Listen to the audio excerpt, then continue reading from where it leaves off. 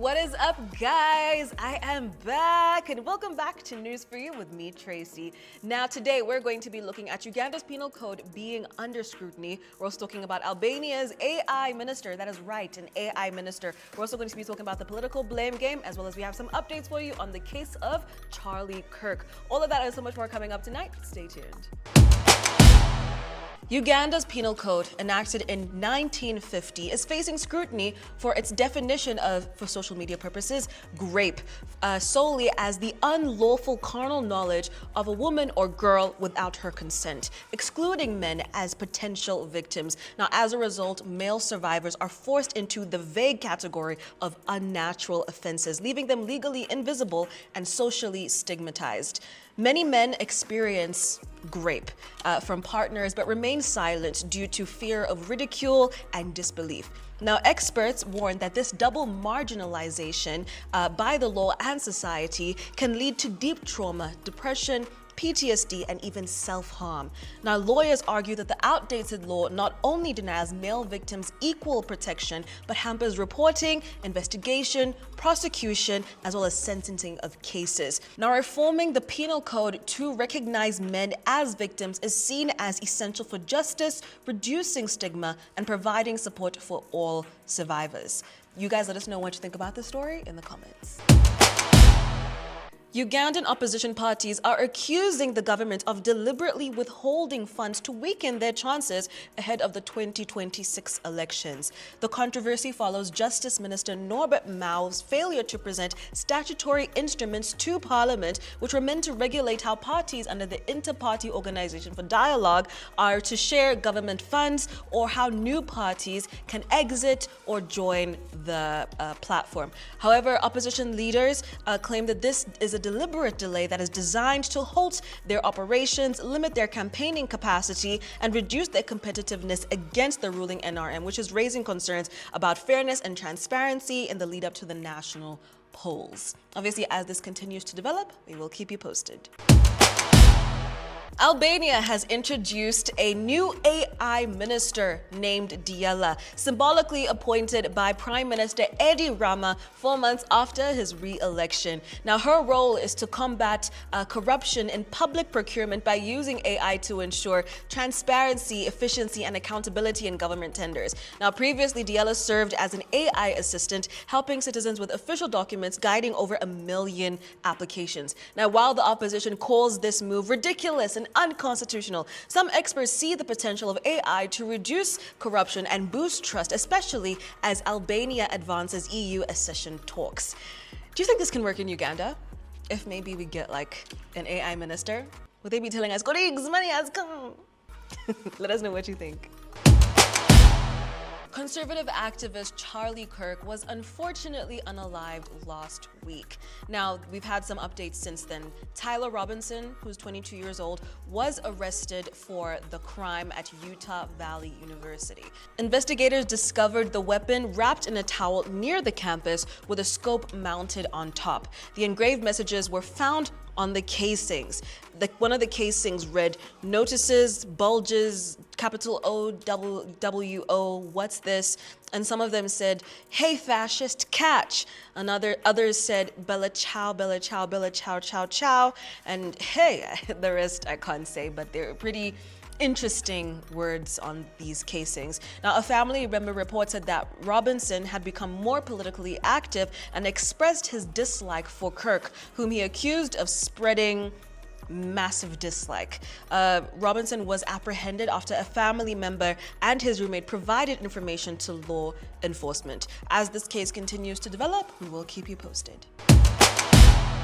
And now it is time for your entertainment scoop with the one and only Kawe. Take a look. What's poppin', what's poppin'? Welcome back to The Scoop with me, your host, Kalwe Kalifungwa, keeping you well informed on what's going on in these entertainment streets. So today we have our very own Frank Gashumba. I am pleased to announce on his behalf, Frank Gashumba and his wife Malaika are welcoming their first child. He posted to his X account, "I am pleased to announce the arrival of our newborn child, Gashum Bashir."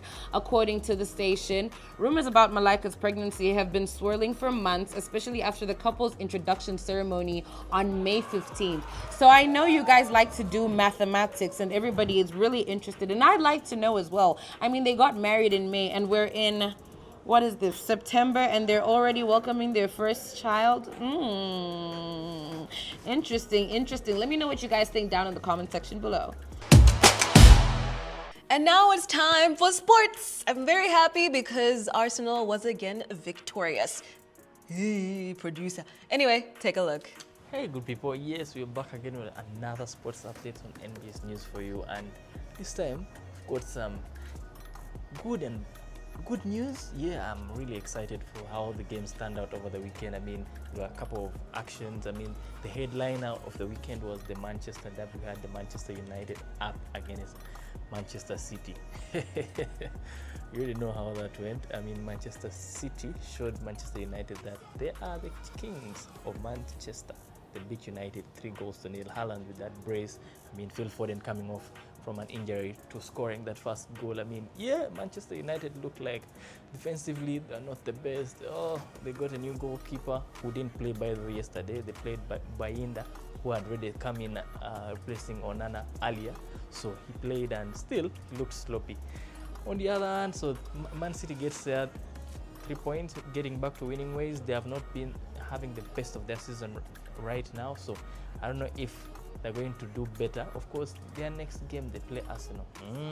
You know how that always turns out. Of course, Man City has more wins against Arsenal as opposed to Arsenal, but that was not all. Obviously, Arsenal had Nottingham Forest with Ange Postecoglou, who has just been signed in as the Nottingham Forest new coach.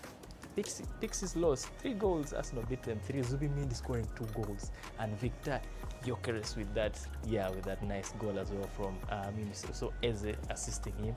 It was really a very good weekend, you know.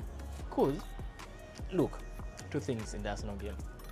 Zubimendi scores header, something he doesn't usually do. Then a brace. He scored 2 goals last season. In his former team, he scored 2 goals the entire season.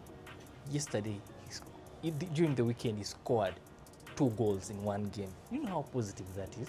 That is something that boosts everyone's career and everyone's confidence in the rest of the games. And that wasn't the only game. We saw Liverpool obviously beating Burnley by luck, by the way. A penalty that Mohamed Salah took and scored. Of course, during the entire game, many people were worried, especially those who play FPL, Fantasy Premier League. Those who had Salah on their team were really crying, I pray Salah scores. Now, a person like me, I never wanted Liverpool to win, but I wanted Salah to score. At the end of the day, he scored, and Liverpool won. So, all I can say, he gave me the points I needed, and I got the loss I wanted from them winning. On the other hand, we had Chelsea picking up a draw, man. Yeah, Chelsea. They haven't lost a game this season yet, but they have picked up a couple of draws. And this weekend they'll be playing Manchester United. Yeah, at Old Trafford. We'll be seeing Alejandro Garnacho visiting his old boys. He's now at Chelsea on loan. He'll be playing Manchester United. Wait to see whether it's the coach that has been the problem or Garnacho has been the problem. How will he perform against his former team? Manchester United, on the other hand, hasn't been the best. Of course, they have won 1 game only this season. Yeah, they have won one game like this. So, by the way, they yapped a lot after winning their last game. Hey, we are ahead of Manchester City, blah blah blah. Now, where are you guys? Where are you? I can't even see. But there are more games coming over the weekend. But away from football, so this Saturday and Sunday, the Uganda Rugby 7 series continues. Of course, they've been on a 1-week break. Yeah, on a 2 weeks break rather. They've been on a 2 weeks break, so they return this weekend, and they'll be traveling to Kavale for the Kavale Sevens. So the defending champions of this particular Kavale series is the Stanbic Black Parents. Very strong.